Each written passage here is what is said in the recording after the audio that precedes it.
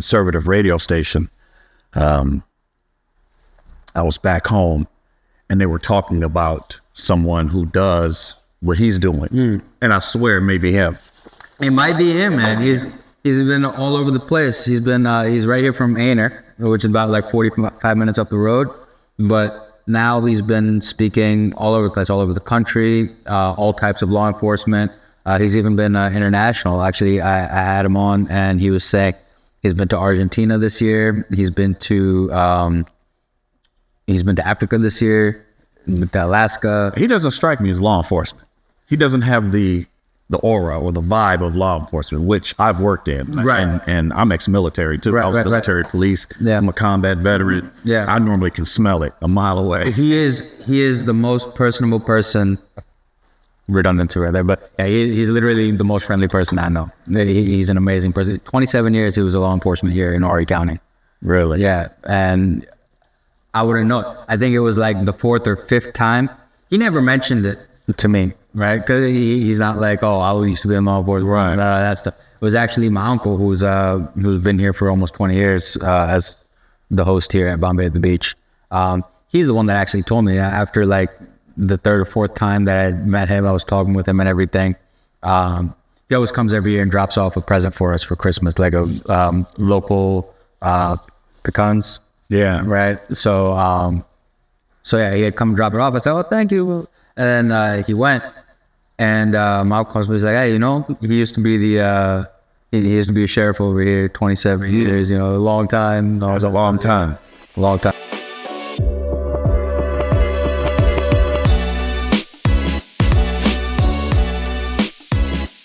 We've been recording, so welcome to Permanently Reserved here at Bombay at the Beach. I'm your host, Akib Ahmed, and this is my guest here from Cincinnati today, Malik Mohammad.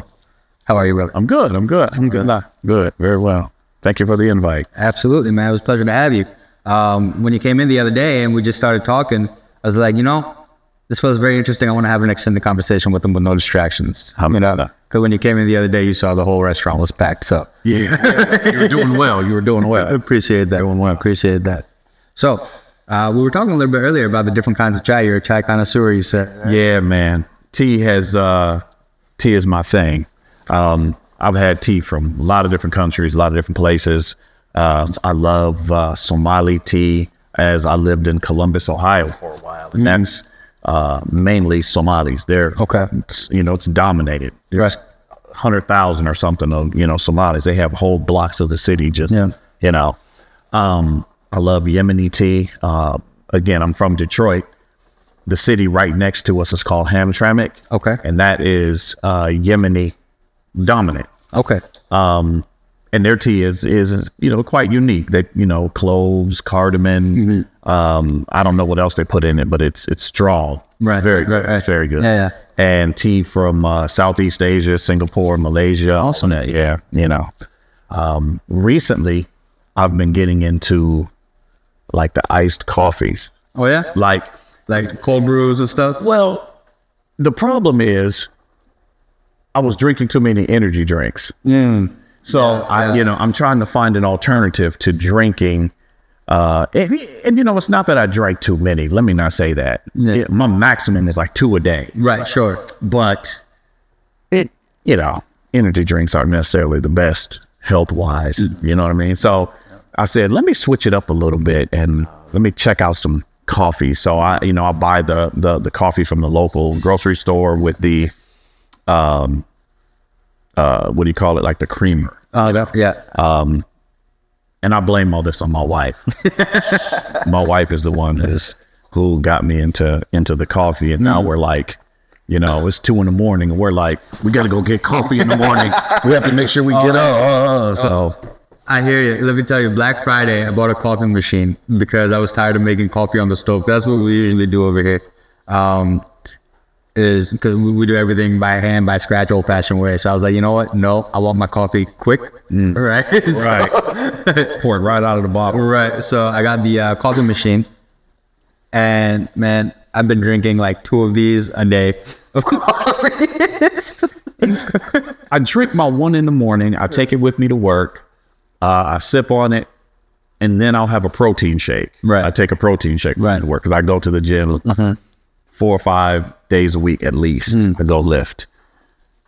And then toward the time for me to go lift, that's when I'll grab my energy drink. But you know, alhamdulillah, I've been doing, you know, rather well. I've cut down to like sometimes I'll drink 1 a week or 2 a week, you know, something like that. I haven't really gone overboard. I've been cutting back. So, and I drank one rather driving up here. Okay. So Gotcha. and that was 12 hours. Yeah. Something like that. Yeah. Man, I've noticed when I do get an energy drink now, because I also used to drink a lot of energy drinks. Since coming back to South Carolina, having chai, having coffee, kind of, you get that little caffeine kick throughout the day, so you don't feel like getting it all in one shot. Yeah. But now, when I do have energy drinks, usually is when I'm driving back up to New Jersey. So 12-hour drive, I'll get one. You have to. 2. Yeah. You have to. So usually, now I've noticed that I'd go through 2 of them, and then I'd still have 3 hours of my drive left. Now, I'm like a third of the way through my second one, and I'm done with the drive. And I just save it, put it in the fridge when I get there, and then a couple of days later, I might go back to it, you know. So I've even noticed my energy drink consumption has gone less since I've kind of replaced it with more chai and coffee. I was surprised driving down here because the week prior to driving, I knew I was going to be driving and I was probably going to. So I said, you know something, I'll hold off and not really drink them. So I, you know, in my mind, I'm like, man, when I get on the road, boy, 2 or 3 of them, I can't wait to. I drank one. Yeah. Nice. I drank one. That was it. And I was surprised at that. Yeah. You know what I mean? Yeah. So you usually get those the ones that come in the small cans, or you get the big one? I drink, and I probably drink the worst of the worst. Yeah. The one thing I'll say is they're all sugar free. Yeah. I drink the sugar free. Yeah. So I'll drink C4. Okay. I'll drink Ghost. Okay. Those are 200 mg of caffeine. The C4s are like 300. The Ghosts are kind of sour though, aren't they? They have like really good flavors. Oh yeah. I'll drink Bangs. I used to drink Monster heavy, but then they cut back on the caffeine. They're down to like 150. Oh, is it? So like, yeah. Might as well have 2 cups of coffee. All right. You know, if I drink a Bang or if I drink a Monster, it'll be like the one I'll drink in the morning. Right. To sort of get you going through the day, and then by the time 2 o'clock rolls around, it's back to the coffee or the chai. Yeah. Yep. So my favorite flavor, I think this should be the last we talk about energy drinks, but like, my favorite flavor is the Pina Colada Bang. Why have I never had that? And I'm pretty much drinking all the flavors. Yeah, that's my favorite one. Back in New Jersey, there was one gas station that would have it, and they would have around the 2 for 4s. So I'd go and just get like 6 of them. There you go. There you go. You know what I was just thinking about? Yeah. How simple guys are. Yeah. We could have a 30-minute, 40-minute conversation about it. Yeah, honestly. I'm thinking like any of your female audience that are watching this, they're like, are these guys going to talk about energy drinks for the Well, my audience is just getting started. Right now, it's consisted only of the only female that's seen this so far is my mother. Everybody else is like my brother and my friends. So I think I'm at like 10 years. Oh, this is the energy drink edition of the show. Right. See, this is kickstarting my series, you see. Starting slow. Exactly. But yeah, man. So that's pretty cool. Starting with the chai. We have some idli and sambar over there, and let me go grab that right for you. So this is a traditional South Indian breakfast, okay? This is idli. This is steamed. It's not made with any oil or anything like that. It's just rice and urad dal, right? Made into a paste, risen overnight, and then made in the pressure cooker with steam, okay? And this is sambar. It's almost like a soup. You got chock full of veggies, very healthy, right? Got a lentil base. And all you do is, you break this up into smaller pieces. And usually I just soak mine, but you can just use a fork and dip it. Traditionally we eat with our hands. So, yeah, perfect. Yeah, what is the... This is meat. So I'm sure you know ghee. It's like clarified by the M. So you just take a little bit, top the idli with it. Because once an idli or dosa has some ghee on it, man, whatever flavor you're adding with it, just like becomes like times 5.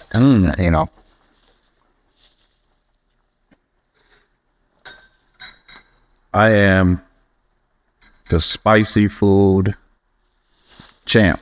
I love spicy food. That's good, man. That's good. This is not spicy. This is normal. This is breakfast. we're chilling right now. So, okay. There's spices, but it's not spicy. Right. I keep a bottle of hot sauce in my office desk. Oh, yeah? Yeah. Keep a bottle of hot sauce. So if I bring anything that needs it. Man, I tell you, one of the best benefits of having the restaurant is that as long as it's food, I can basically buy whatever I want and say, it's for the restaurant. I'll just keep it over here. Write it off. Well, it's not even about the write-off. It's an excuse for myself to buy something. Because if it's just for the house, then I'll be shopping. I'm like, oh, this hot sauce looks really good, or this snack looks really good. Why would I? But do I really have a reason to bring it home? Right. And then now I can just be like, yeah, I'm just testing it out. Maybe my customers will want some. So I got like 5 kinds of Tabasco. I got there's some local hot sauce makers over here. Right behind us. This is good, right? Nice, yeah. It does have a little kick to it. Yeah. It's good. Not too much, not too. It's really good. So right behind us is where the pavilion used to be. It's called Pavilion Square. Or I guess now it's called the Promenade, but it used to be the Pavilion. But all sorts of festivals and conventions are held over there. Country music festival, food truck festival, all these types of things. So one time I went over and there's this fella that had a stand and he makes hot sauces, right? Basically like in the Tabasco style bottles, but with all sorts of different peppers. And so he gave me a bottle of scorpion pepper hot sauce and pours out like Tabasco. So You got to be still sitting in the back too, isn't it? it's upstairs. It's personal. Right? Yep. I can't risk my uncle accidentally because one time what happened, I bought a big thing of habanero Tabasco for myself and I kept it down here like a fool. And whenever a customer would order some fried rice and some hot sauce, he'd give them all my Tabasco instead of like the sriracha. So I bought it. A week later, I went to use it and it's all gone. I'm like, what happened? Gone. From then on. Yeah, I'm very careful as to where I keep my thing now.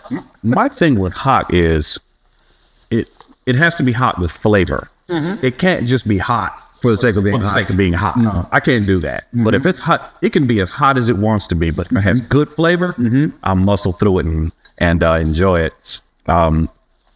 Like I said, my wife is from Singapore, and Singapore is very, very diverse. So if I want authentic Indian food, I can go to a part of the island where it's mainly populated with Indians. Or if I want authentic Japanese food or Arab food or African food, or there's a little bit of everyone in Singapore. Yeah, that's awesome. And they use and have spices over there that we don't have over here. Yeah. So like I'll come here and I'll say, let me eat the butter chicken. Right. But butter chicken over there tastes different. 100%. Yeah. You come to find out that they use some different ingredients. So, sometimes I'm surprised that they let me back on the island when I get there, because they're like, oh yeah, this is a guy that ate everything up. He's gonna empty the economy. Oh man, I put a dent in it. I'll go over there and do damage on the food. So that's awesome, man. That's one thing I really love about food specifically, is that it's such a quick way to get to know a culture. Absolutely. Right. That's right. Right. Not just to get to know a culture, but to get to know a person. Right. Like now we're sitting down and breaking bread together. Right. It's just a great way to have a conversation, a great way to meet somebody. And it's a great thing to do that doesn't have anything to do with going out and getting into stuff maybe that you shouldn't be getting into. Right. Right. Unless you're, talking about too many calories or something. But that's getting into you, not you getting into something. And so what do you think of the sambar, man? That's good. That's really good. It's got good flavor. A lot of good veggies. Yeah. Very good for your health. It does have a little spice to it. I can taste it. I can take pretty much all the spice. Right. But oftentimes I have to think in terms of my family. Right. You know, they're like, they don't really like. Oh, yeah? My son is starting to pick up on it a little bit more. Okay. He likes a little kick. Yeah, yeah. He's getting there. Yeah. My wife likes a little bit, but then like my girls, Not at all. none. None. But I think they would like the soup though. Yeah. I do. I can proudly say that I've converted at least 5 people into spice lovers. Really? Completely averse. You got to baby walk them. Exactly. You got to ease them into it. Exactly. The exact way I did it was I just started cooking at my house. This is back when I was in Jersey. So one of them is my brother, and another one is my close friend Craig. Basically, I just started cooking at my house every day and inviting a bunch of friends over. And I said, listen, you don't have to eat what I eat, but I'm not like making something special for you guys. Right. This is it. So this is it. I'm making this. If you want to order something, you can, or you can eat my food. Everybody else is eating my food. Nobody's complaining. Just try it. And then eventually we get to the point where my friend's calling me and I was like, yo, I went to this restaurant yesterday and I ordered spicy. He was so pleased with himself. No, honestly, he didn't even used to like onions, you know that? Really? Yeah. You know, I'm not a fan of onions uncooked. Right. But if they're cooked and sauteed into a that I understand completely. I get busy. That part I understand completely. But he was averse to onions. I said, bro, you gotta try them. And little by little. And then, so he said he had gone to like some Thai place or something. He had ordered spicy. And then a few days later, he called me and said he went to the burger joint and got a grilled onion on his burger. I was like, bro, I'm proud of you. Here's a question that I have for you. Yeah. Who is the actual chef here? Chef. Is it you or is it relatives or do you have someone that comes in or like? No, we have a chef. We've known him. Well, he's known me since I was the tall. So everybody here is actually originally we used to live in New Jersey. Everybody that's currently here. The only exception is my stepmom because she moved here straight from India a few years ago. But so Bake Uncle, who you met, myself, I was born and raised in New Jersey. My dad lived in New Jersey basically all my life. So Bake Uncle, my dad used to work at the same restaurant in the early 90s around the time I was born. And then eventually my dad went on his different work path. Bake Uncle stayed in restaurants. So every time Bake Uncle would go to a new restaurant, we'd always go and eat there. Right. And then I think just a few years after that, I must have been like 7 or 8 years old. Our chef and Bake Uncle had started working together. So I met him back then because I didn't know that this wasn't a normal thing. Right. But essentially, when I was young, in my childhood, all the way up until I started going out to restaurants with my friends without my father, I go with my father. First thing, our family gets to sit down and then he takes my hand. He's like, all right, we're going to go meet the owner, and we walk straight to the kitchen. Every time. I did not know that that wasn't a normal thing. Don't tell me you're going to restaurants by yourself and walking in the back. No. Because by the time I was old enough to do that, I realized that it wasn't normal. Because I would go with like my friends, and I wasn't like, so I had friends. I was always the youngest person in my grade, so my friends could all drive before I could drive. So I would go with them, and so I'd sit down, and then we just wouldn't go meet the owner. Right. And I'm like, that's strange. How come we're not doing that? They're like, we don't know the owner. Like, why are we eating here?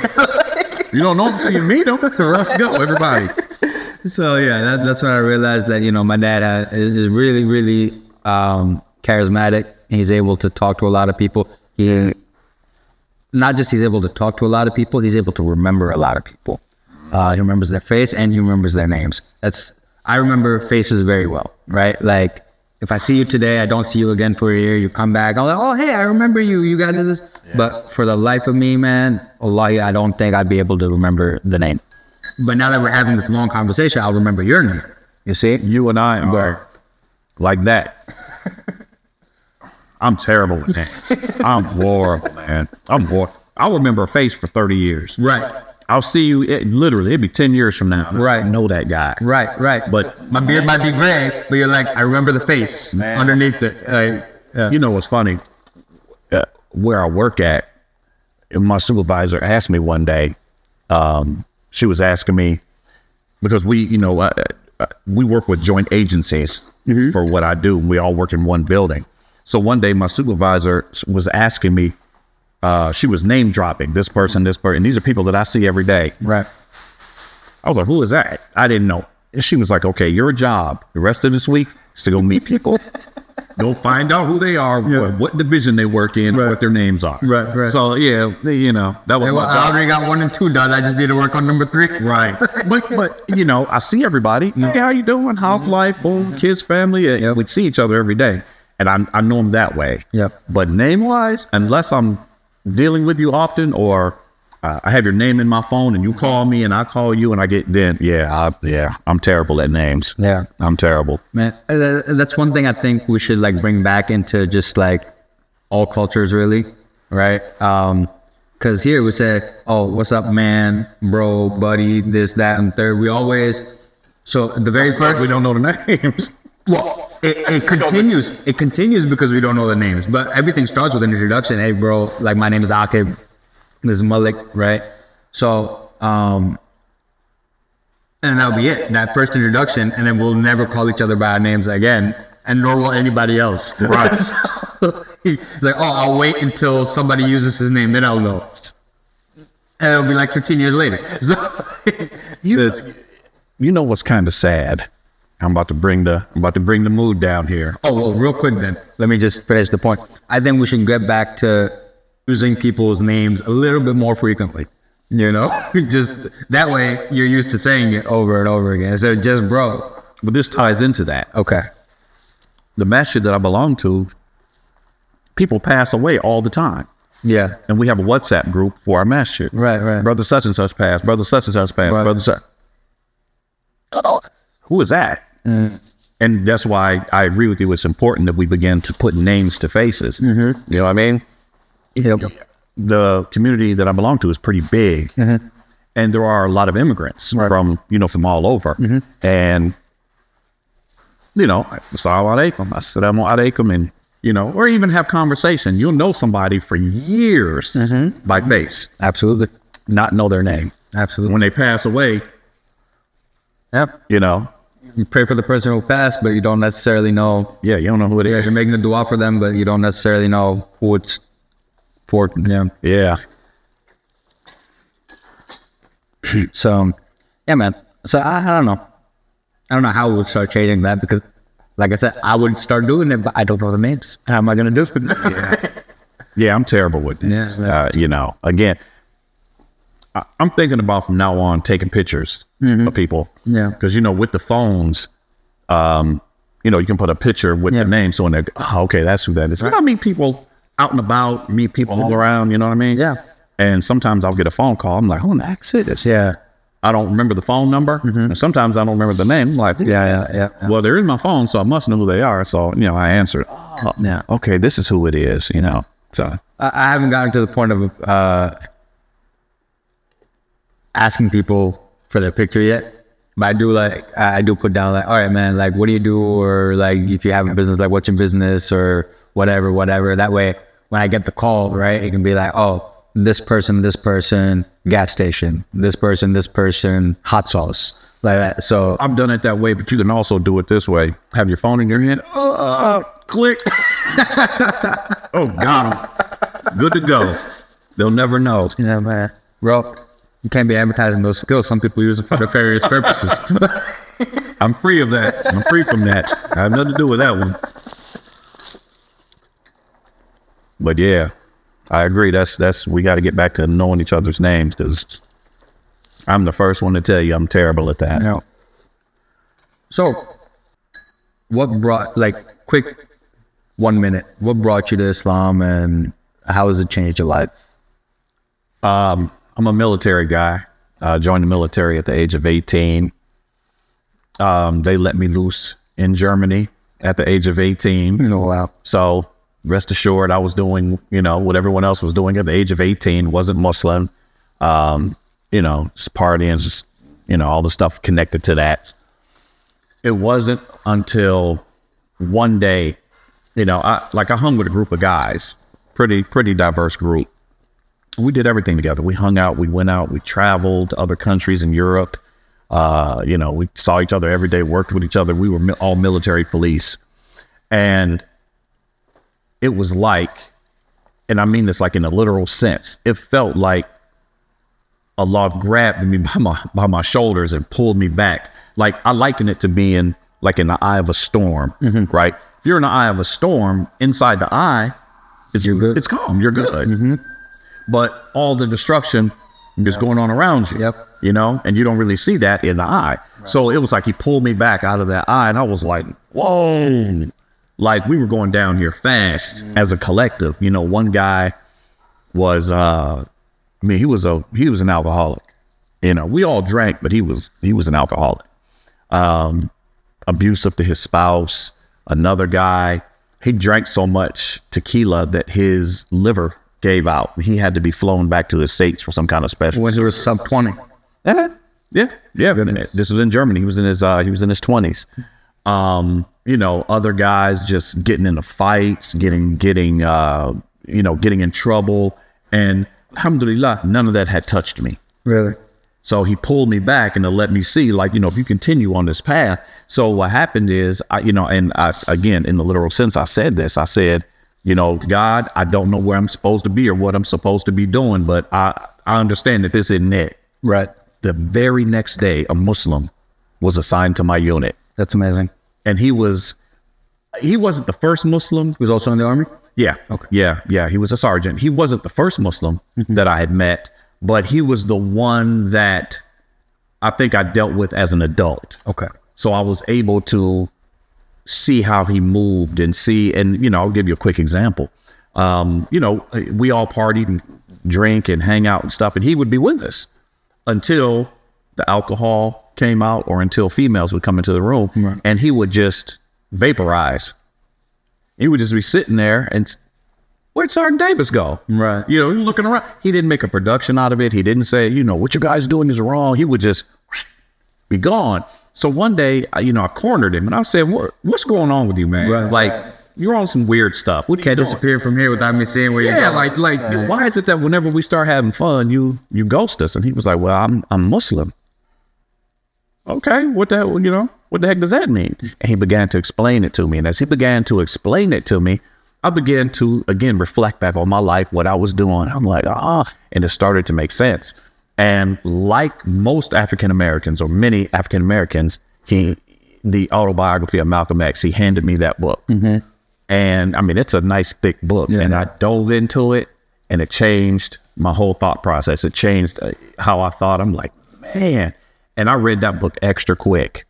And it was like the floodgates were open now. There's a lot of people I know that hadn't read a book like outside of like a science school reading until the Malcolm X biography.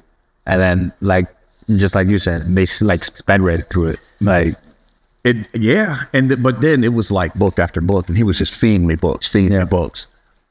One of the things that I noticed was, not to again speak ill of the military at all, but there is a certain mentality that many of the soldiers have in the military, I think in general. Back then, as long as you were drunk, or as long as you were out there partying, I think they knew where you were at. But when you stop doing those things and you begin to read more, you pull away from doing the things that people start giving you the side eye, like, what's going on with you? Right. Like, well, I'm trying to be better. So it became problematic a little bit. It became problematic. Like there's no fraternization between the sergeants and the lower enlisted and between officers and the enlisted. Well, he was a sergeant and we weren't. They, threatened to take his rank because he was hanging out with us reading books. Whereas other sergeants would have football parties or barbecues or whatever at their homes and invite everyone over, and everyone would go over and drink, and and there was never an issue. So that was really when I began to see like the dynamic, like, okay, what's going on? So yeah, and that's when I said, I think I want to go to college. Yeah. And I got out of the military and went to school. So this was what, post 9/11 or Post 9/11, but I was in northern Iraq. okay? There was a civil war going on between the Iraqis and the Kurds, Right. And they put us in the middle to sort of separate them because the Kurds was getting slaughtered and they were being chased up into the mountains and killed. So they put us in the middle to sort of stop that. And alhamdulillah, I had just taken my shahada before I went, so maybe 2 months prior to going. Okay. And I didn't know any. I'm a baby. I'm still a baby. For sure. Yeah, we always are. So once the word had gotten out to the locals that there was an American soldier who was Muslim, that whole thing changed. Was Davis still with you in your unit this time? Okay. They would show up at our gate with plates of hot food, rice and chicken and lamb or whatever, only for me. Or there was like 1 or 2 other guys that had become, and they were giving us food. Again, the side eye. Oh, quick. Like, what are you doing that you're getting the free food? Yeah, like what's going on here? I mean, I literally got pulled to the side, and they're like, okay, what is going on here? Well, the best I can tell you is we have the same religion. Right.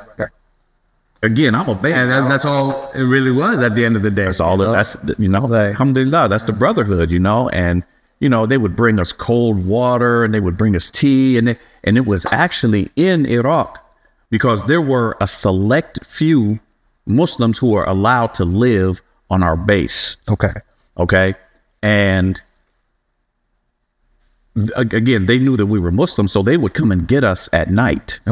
Invite us back to where they were living, which was totally forbidden. We were not allowed to really fraternize with them, but they would come and get us, and especially leave the base too, right? Well, no, I mean we were on post, but these guys are the help.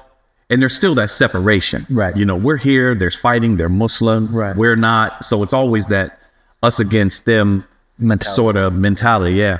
So, but I wasn't seeing it that way. And the other brothers weren't seeing it that way. Right. So they would come and get us at night and they would take us to where they lived, where they were living on post. And they taught us how to make salah. It was through them that I learned how to pray. I didn't even know how to pray. And they're off in the middle of war, in the middle of deployment. In the middle of fighting, in the middle of a deployment, and they would read the Quran. That's beautiful.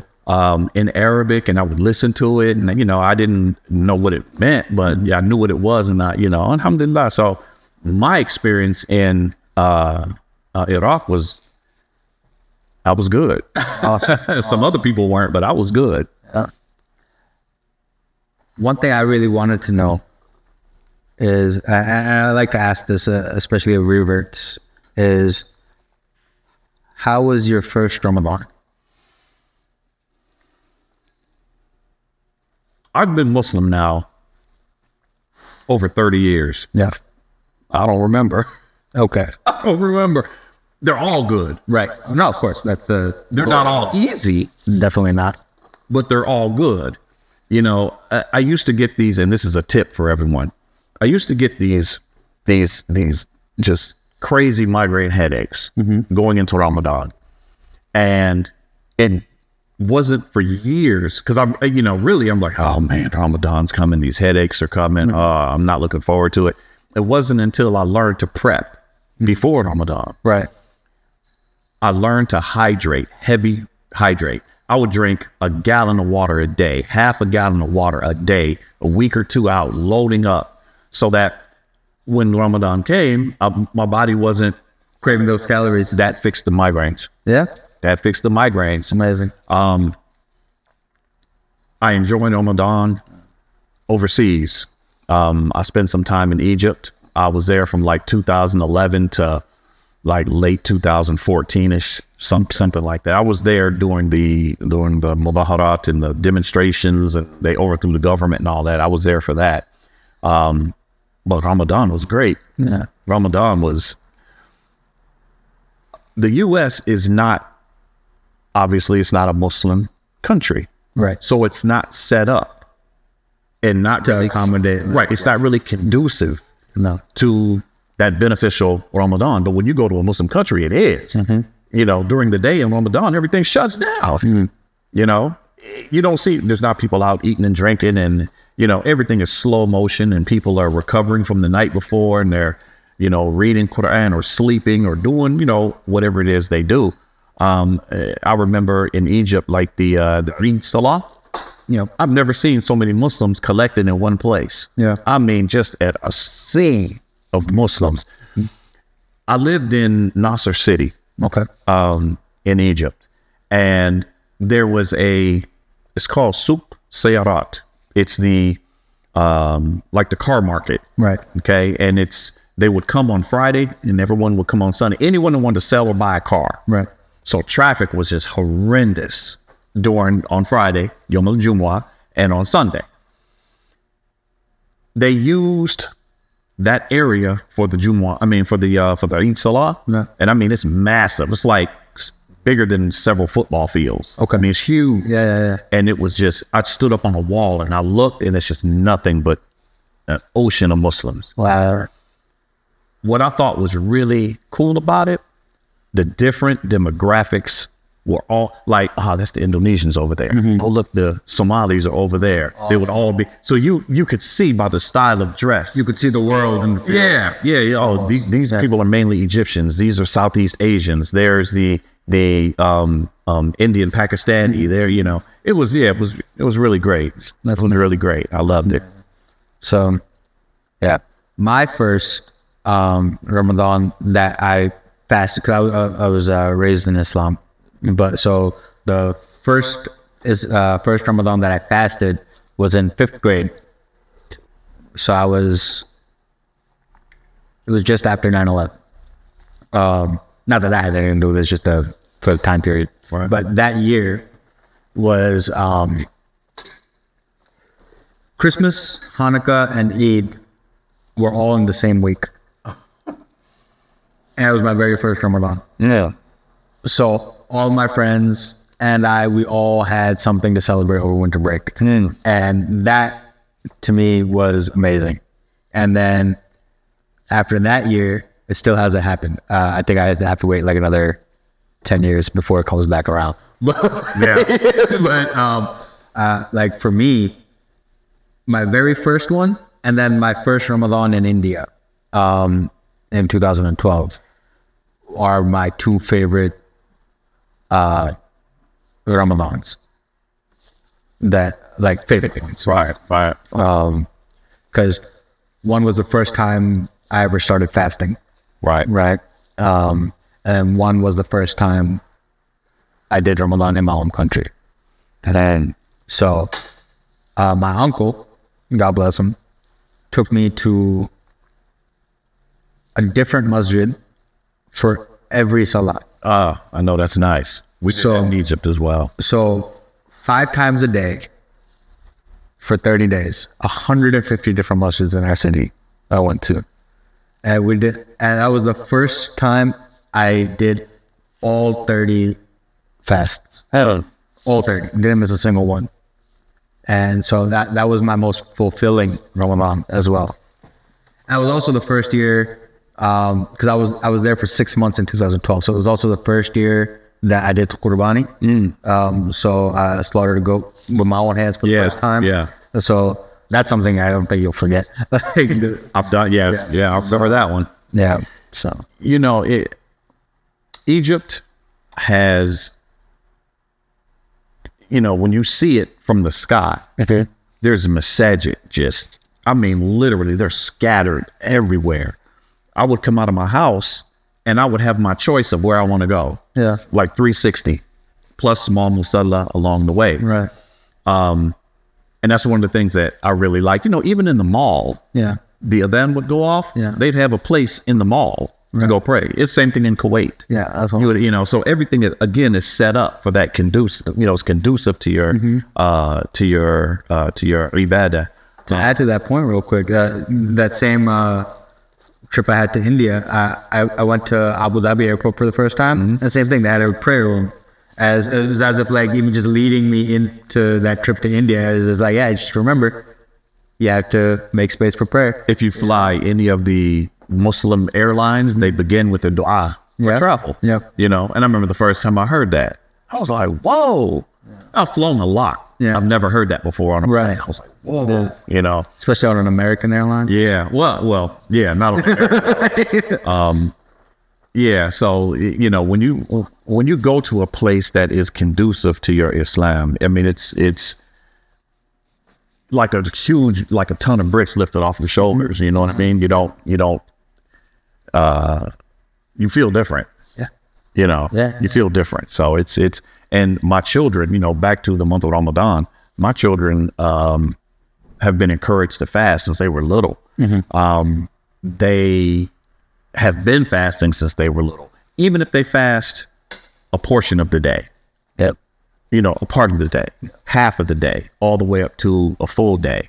They've been doing it since they were little. You know, I have a 8-year-old and a 9-year-old now, and they fast. My girls have been wearing hijab since I can't remember. I mean, like little. Right. And it wasn't because they were necessarily encouraged to, here, put this on. They would follow their mother. Right. You know, girls normally tend to emulate their, you know. So, you know, my wife wears hijab. She wears niqab. And, you know, my girls follow that. So, you know, that's a blessing in itself. Yeah. That's the beauty of kids, is that if they truly like their parents, then they'll try to be like their parents in their mannerisms and the way they behave and the way they speak to other people and the way they dress. So, you know, so that's a blessing right there. So immediately off the bat, you know that your wife is setting a good example for your daughters. Yeah. Yeah. So, like I said, that's a blessing. You know what I mean? You know, I've never had the issue of hijab in the house. We've never had that. So, you know, I do attribute that to their mother, and her just dressing the way that she dresses and carrying herself the way she carries herself. It does rub off on the girls, you know. So, you know, it's great.